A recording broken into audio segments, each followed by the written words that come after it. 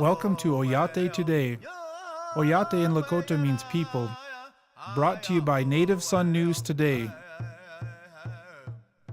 Hi, welcome to Oyate Today. I am your host, Richie Richards. Oyate Today is produced by Tim and Jackie Gallego. Tim is an enrolled member of the Oglala Sioux tribe. Our guest today is author-historian Joseph Marshall III. Thank you for being here, Mr. Good Marshall. morning. Glad to be here. I really appreciate your time, sir. Could you give us a little bit of bio-information about yourself, and for viewers who might not be familiar with who... That's probably most of them, sure. Oh, good. I was born in Rosebud, on the Rosebud Reservation. I'm the oldest of 11 kids. But I was the fortunate one in that, probably because I was the first born, and there were other circumstances, but I was raised by my maternal grandparents, my mom's parents. And I essentially was an only child because I was the only kid in the household. My mom and my uncle had by then grown up and gone, obviously. But the best thing about that was I learned Lakota as a first language. And that was the language they spoke. They both knew English, but they refused to speak it, only when it was absolutely necessary. So growing up that way with them, I had access to people their age, relatives, friends, a lot of cousins. So not only did I hear nothing but Lakota, but I also heard a lot of neat stuff in Lakota, stories, family biographies, history, culture. So that's how I grew up. And eventually, of course, I had to go to school. I went first to Kyle Day School, Pine Ridge, where my paternal grandparents lived. So I was transferred from there to from my maternal grandparents to my paternal grandparents, and spent 2 years at Kyle Day School. And then went back to the Rosebud Reservation and did most of my elementary years there and even graduated from high school in White River. As a first language Lakota speaker, is there a different interpretation of the world in regards to looking at it through the lens of a Lakota speaker versus an English speaker? Is there a difference in, communication patterns and styles in regards to... Yeah, for me it is. Not so much now, I still do, but there was a period in my life, and I can't really say up until when, but my thought patterns were automatically in Lakota. I even dreamt everything in Lakota when there were words and conversations. It's not so much now, it's still there, but to answer your question, yeah, there's the lens, the prism of the language that you look at the world through and you listen to the world through, because at least for me, it was a matter of translation. You had to translate English to Lakota, and now the other way around. So the perspective goes through that cultural prism. Sure. And it gives it a different perspective. So some of this cultural history or familial history that you've been kind of writing about in your books is Crazy Horse. Right. I understand you've written 20 books at this point. Right. Your latest edition, or your latest book, excuse me, is Crazy Horse Weeps. Crazy Horse Weeps. Can you tell me a little bit about the journey of your coming in touch or getting the information needed for writing about Crazy Horse? For this particular book? Yes, sir. Yeah. Well, first of all, the title, it evokes something that is not happy, but it's reality. The title comes from what I know about Crazy Horse's life. I don't know everything, but I know something about Crazy Horse's life. And he had a daughter. She probably lived to be about 3 or 4, and she contracted probably cholera, and she died while he was away from home. And he got the news when he came home. And then he went to her burial scaffold after that, and he spent days there with her by himself. And he wept and wept and wept because of his daughter, what had happened to her, the illness she got, the impact on his wife and he. Parents who have lost children know the feeling. Anytime we've lost anybody, we know the feeling. So the title comes from that little episode in Crazy Horse's life. But also it speaks to what the topic is for the book. The book is nonfiction. It's essentially a long essay on my part. I mean, there are sections in it. They're really not chapters, but I use the old stories and contemporary situations to talk about the future for Lakota young people, and by inference for Native young people in general, but especially for Lakota young people. And the title is there because there are situations now that have existed and are existing, and that hopefully won't be too much in the future, but that will make Crazy Horse weep. Yeah. The conditions that kids live under in the future that we face. So that's why the title. It's very special, actually, to take historical context and use it in modern day teachings. Yes. And that's kind of been a staple in your books, in your teachings, in your life. Absolutely. Absolutely. One of the things I wanted to know about was Jim Yellowhawk. Right. You used one of his paintings for the cover. Could you talk to me a little bit about, or let our viewers know a little bit about your relationship with working with Jim? Oh, Jim and I are friends. We've known each other a long time. I've admired his art for years and years and years, as was the case with other artists. But so it was very natural for me to reach out to him to ask him if he would consider gracing the covers of my books with his art. And so far, this is the second one he's done. A book came out a couple of years ago called In the Footsteps of Crazy Horse. Yes. He did the cover for that, and he did some of the inside illustrations as well. So it was like falling off a log. I wanted his art, and it was a matter of him whether deciding to help or not. But his art is very inspirational. It's evocative. It touches you with all kinds of emotions. So it was a natural thing to have him be part of it. Sure. In regards to Crazy Horse now, what relationship do you have in the historical context or familial context, and how do you know so much about Crazy Horse? Well, I heard stories when I was a kid from a lot of people, men and women. And one of the first stories I heard was from the fact that I had 3 great-grandfathers who were at Greasy Grass in June of 1876. In fact, they were there before. They traveled with the group until they got to Greasy Grass. Their names were White Feathertail, Six Shooter, and Black Wolf. White Feathertail was my direct ancestor. And they were all involved in the battle. But when they got there, the first day they got there, it was after the Battle of Rosebud. So when they got to Greasy Grass, they were hearing all the stories of what had gone on at Rosebud, and they were encamped along the Greasy Grass River. These 2 young men, and the next day there was suddenly, about mid-morning, a very large commotion in one part of the camp. Because keep in mind, the camp was about 2 miles long, so 8,000 to 10,000 people, and they were newcomers, so they didn't, they were sort of hanging back, wondering what to do, and they heard this commotion, and there was this group of people following one person, through the village going north. And they climbed up on trees to see what was going on. And what they saw was a man leading a horse northward through the village. And later on, they found out that was Crazy Horse. Wow. He was taking a horse, as the story goes, he was taking a horse to give as a gift, a horse and an eagle feather, to the girl, the Cheyenne girl who had rescued her brother at the Battle of Rosebud. In fact, that's what the battle is called, the battle where the girl rescued her brother. So he was gifting this horse to her. May I ask how you say that in Lakota, the name of the battle? Which one? The battle where the girl was presented. Uchinchalo, Tibolo, Nakichichi. And that was the yeah, that's where she defended her brother. Wow. Yeah. That's amazing. The Cheyenne, it's different in Cheyenne, obviously. Sure. Because she was a Cheyenne. Sure. Northern Cheyenne. Well, we're going to take a break here and get a word from our sponsors. After the break, we'll learn a little bit more about Joseph Marshall's career as well as his work with other artists. And so we'll be back after the break. Closed captioning for Oyate Today, brought to you by West River Ear, Nose, and Throat.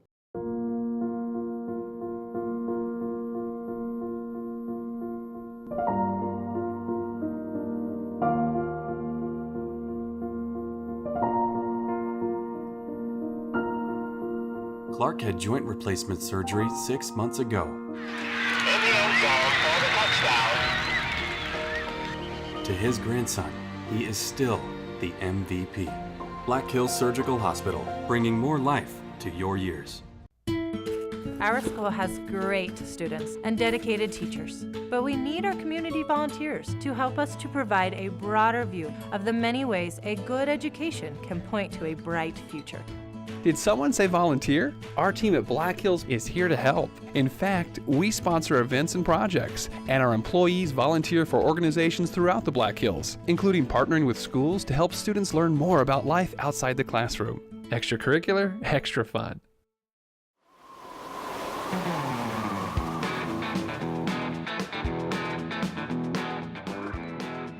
When I'm here, I win. This fall, with a stay and play package, one great price lets you experience the best that Prairie Wind has to offer. Great gaming, delicious food, and a one-night stay. Only $99.99 Sunday through Thursday, $149.99 Friday and Saturday. Only at Prairie Wind Casino. Feel the wind.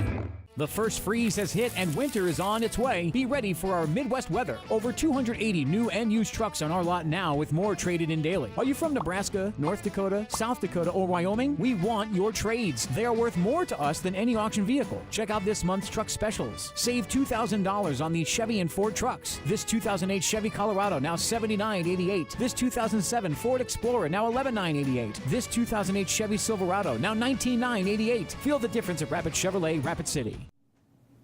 Hi, welcome back to Oyate Today. I am your host, Richie Richards. Our guest tonight is author-historian Joseph Marshall III. Before the break, sir, we talked a little bit about the artist Jim Yellowhawk. Right.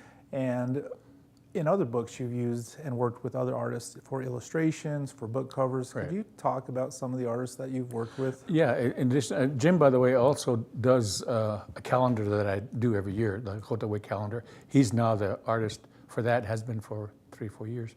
Mm-hmm. And before that, it was Don Montello, who's also from around here. And it's easy to work with those guys, one, because in order for them to do a book cover, they need to read the book. And they get into it. And of course, you know, because they know the culture, it's easy, and history, it's easier for them to conceptualize what the cover should look like. And that's part of the process, for them to read the story and look at it and say, okay, here's what I think the cover should be. And Don's done 2 covers for me. And he's going to do a third if I finish the novel that I'm working on. He did one for a book called 100 in Hand, and he did another one for A Long as a Crying. Mm-hmm. And so, and with Jim, this is the second one that he's done for me. And our other artists, there was a young man by the name of Joe Chamberlain who's from Rapid City originally, but he lives in Oklahoma. He did the calendar and a couple of illustrations. So I look for images that tell me a story in itself. And then, because that's what, you know, communicating with a book is all about, telling a story. So the image itself, the cover itself, should evoke something. It should evoke something, hint at the story. So I'm really lucky to work with these kind of artists. I'm the fortunate one. It's really interesting to learn that kind of relationship between the artist and the author in regards to both kind of play off of each other in regards to the overall and the final product, basically. Exactly. It almost becomes spiritual on some level. It is, especially when somebody knows the culture as well as those two do. Yeah, Don's a pretty awesome guy. His office is here in Prairie Edge, actually, so it was really nice to go back there and see it. You teach at Sintigleshka and in Lower Brule. One of the classes that you teach, or the class that you teach, is Cultural Philosophy of Lakota Bows and Arrows. Can you give me a little bit, or share with our viewers a little bit of information? It's a class I wanted to do for a long time because we know, all of us who are Lakota know there are a lot of aspects of our culture that have been lost. And we've retained a lot of it, fortunately. But bows and arrows is one of those things that people, it kind of fall by the wayside. When iron came into this part of the country in the mid-1800s, the knowledge and the skill to make stone arrowheads began to fade away because arrowheads and lance points were being made out of iron. So that's how knowledge and skills become lost. Something else comes and takes its place. When the firearm came, that's when the bow and arrow, who had been part of our culture for hundreds, if not thousands of years, began to kind of fade away because of the firearm. So then when that happens, then the knowledge about making them and using them and the philosophy connected with them is lost as well. But fortunately, I had a grandfather who was into bows and arrows himself. In fact, his father, White Feathertail, when he fought at Little Bighorn, when he initially became involved in a battle, all he had was bows and arrows. He eventually picked up a rifle, but when he went into battle, he had nothing but a bow and 40 arrows. So that's been part of my family history for a long time. So I'm lucky in that my grandfather passed this, very essential information, not just how to, but why. Mm-hmm. When is the wood harvested? How to mark it so that we keep the bottom end of the bow as the bottom end of the tree as the bottom end of the bow, mm-hmm. so that if you invert it, it won't break. So those kind of insights are what part of the cultural philosophy of making bows and arrows. Having this, being a culture bearer, basically, and having this cultural knowledge and some of this forgotten knowledge or forgotten part of our culture, in regards to being a person who has that information, what role and how do you get that information out? Because these new generations, obviously, technology is playing a role in a lot of this and whatnot. But how do you personally ensure that those stories or that knowledge continues? Well, that's the reason I wanted to teach the course. Mm-hmm. And hopefully they'll let me teach it again at some point. And part of the course was for the students to actually hands-on make their own bow. So that was fun. But so to teach it directly, one-on-one to students is one way, and then to write about it. One of the books I'm going to do next year is the cultural philosophy of Lakota bows and arrows. Is there a sacred story that explains the beginnings of bows and arrows then? Or? Well, nobody knows exactly when. I mean, all cultures all over the world had them. They developed them. They figured out how to make them.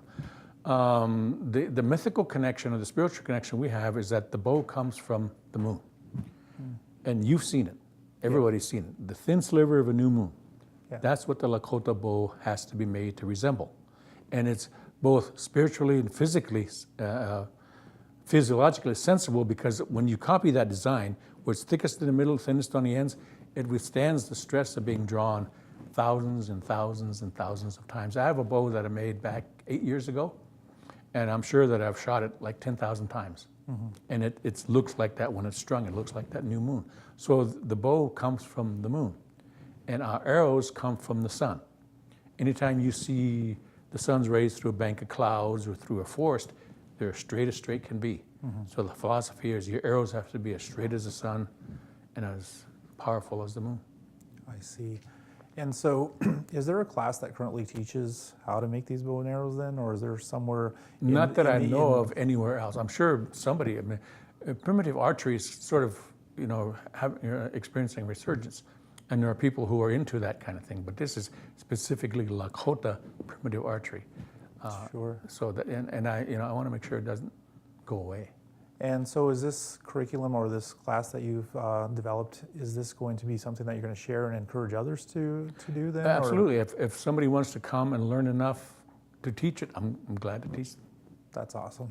That's awesome. I'm really glad you're sharing that information, sure. By the way, not only in classroom setting, but with our viewers as well. So, but let's talk a little bit more about what you do outside of just the classroom, outside of writing a book. Is there anything that you're involved in as far as professionally or going out and giving talks or speeches? Yeah, I do that as often as I can. I'm going to give a talk tomorrow at the Lakota Nation Invitational Youth Summit.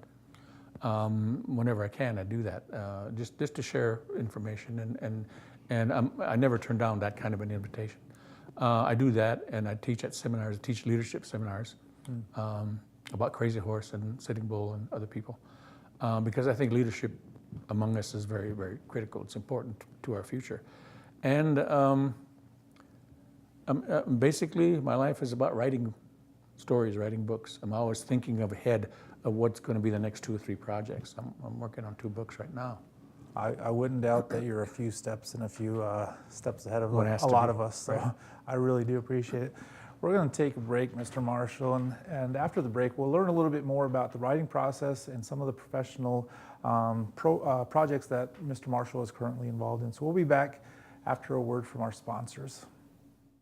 Native Son News has been voted the best weekly newspaper in its class for 2015 by the South Dakota and North Dakota Newspaper Associations.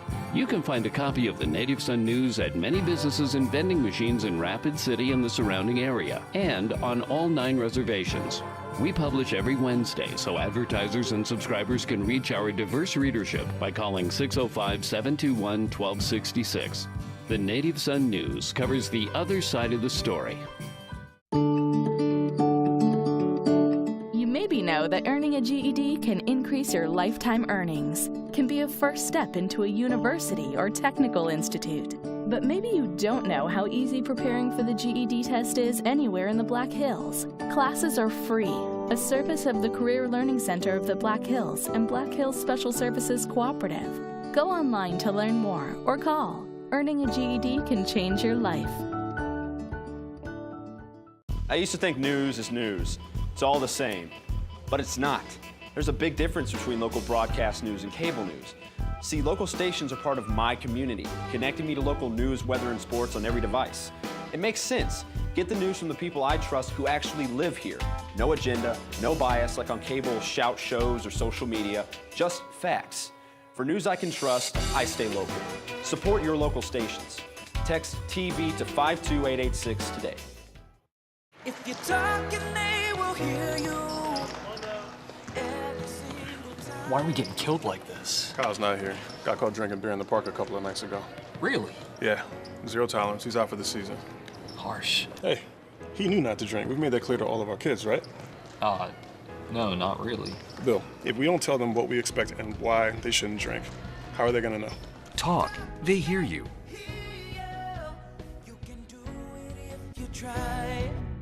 Hi, welcome back to Oyate Today. I am your host, Richie Richards. Our guest tonight is author-historian, Mr. Joseph Marshall III. Before the break, we were talking a little bit about your career in regards to writing, the classes you're teaching, and some of the seminars and speeches that you do. But I understand currently you're in the process of writing 2 books. Can you share a little bit about that? One of them we talked about earlier, Crazy Horse Weeps. I'm finishing that up. Because it's coming out early next year. And at the same time, I'm finishing up a sequel to a children's book. That sequel, the first one is called In the Footsteps of Crazy Horse. The second one is using the same front characters, but it's a different backstory. The first backstory was Crazy Horse. This time it's about horses, but it's the same young man and his grandfather that are the front story. So it's a story about horses and the importance of traditional dance contemporarily in our culture. And it's from a young person's perspective. So, what role does horses play in our culture then for our viewers who may not be familiar with this? Well, you know, they came to us. I mean, it was the most natural thing for them to be part of our life. I mean, we were nomadic people before they came, and they made us even more nomadic. They helped us build our houses bigger, expand our territories, hunting buffalo more exciting, all those kind of things. So it was just a natural fit. So could you give us a little bit of information about In the Footsteps of Crazy Horse? I've personally read it, but for our viewers that haven't. It's a story of, it's 2 stories. It's a story of Crazy Horse. So it's a biography of Crazy Horse told to a young boy by his grandfather. And they go on a road trip and they visit all the places where Crazy Horse and his people lived and hunted and fought battles and so forth. And at each place, the grandfather tells him a set of stories and gives him historical and cultural information. And the whole point is to give the young man a sense of confidence in himself, to understand who he is, because he's being kind of bullied at school. And the grandpa sees that one way to combat bullying is to give the boy a sense of confidence. So that's what it's about. Those intergenerational teachings are important these days. Like we mentioned earlier, technology plays a lot of a big role in the disconnect with our ancestors and with our elders and such. So could you kind of discuss a little bit about that intergenerational teachings and that personal time spent with, say, grandchildren? That's even now, even more so now, because we have to compete with all kinds of video games and movies and TV. So we need our 15 minutes somewhere in there so that we can have that connection, the eye to eye, heart to heart, the way I grew up with my grandparents and people of their generation. We don't have that anymore. We need that. We need that even more now. And we have to find a way to do that. And maybe we make use of technology in order to do that. Maybe we need to devise video games where we tell stories of our history and our culture. Who knows? Maybe that's the only way they'll pay attention to it. Sure. But we have to find a way. Sure. Pull them away from those devices and Yes. as much as you Absolutely. can, even if it's, like you said, 15 minutes. Yeah. So, I understand you're in the process of finishing up Crazy Horse Weeps. Is there a release date, or is there? I think the release date is March 30th. of March next year. 30th? Yeah. Is there any type of book signings that we should be aware of? Or We'll probably do one here if it'll allow me to do that here at Prairie Edge. Here at Prairie Edge. And I have a friend who has a big store in Santa Fe. I'm going to do a book signing there. So yeah, that's always fun to do. Is there anything that's kind of holding you up with this book, or is it just a matter of getting it done, or is It's it just a matter of getting it done. You know, I lost part of the manuscript several months ago, so I had to go back and redo it all over again. You lost part of it? Yeah, I lost a thumb drive. There was some projects on it, so I had to start all over again. So you literally started over? Yes. Wow, that's Yeah. got to be, it's got to be tough. Well, let's talk about a little bit about your personal life. What are you doing these days? Where are you working? What do you got going on? Well, my life is all about writing or making bows and arrows. That's the one thing I love to do. It's not just something that's a hobby. It's part of my life. As a matter of fact, every summer at a camp in Melk's Camp, I teach boys and girls, kids, both, from about 10 to 20, how to make Lakota bows and arrows, to pass on that knowledge. So it's all about that and writing. And since I'm a widower, I lost my wife 4 years ago. So I can do those kind of things to my time is my own, so to speak. So, and giving talks and on culture and history, what little I know. That's what I do. This whole giving back that, even in your writings, your teachings, and your seminars, and providing information to the kids and the families about the bows and arrows, that's a major part of your life. So I appreciate that aspect of what you're doing. In regards to this book now, I'm just thankful that you're touching on an area that is not so much talked about in regards to mourning and the process of mourning and bringing it into a modern context. Right. I mean, there are a lot of aspects of our culture we should address more because it's part of who we are. Sure. I mean, we've become colonized. We've let ourselves be indoctrinated by a different culture, and the question we have to ask ourselves is, which language do you speak? And sadly, for most of us, it's only English. Yeah. So we need to go back. Go back to those. Yeah. Well, that's our show for tonight. I want to thank Joseph Marshall. I want to thank our sponsors, and thank you for tuning in tonight. You've been watching Oyate Today, brought to you by Native Son News Today.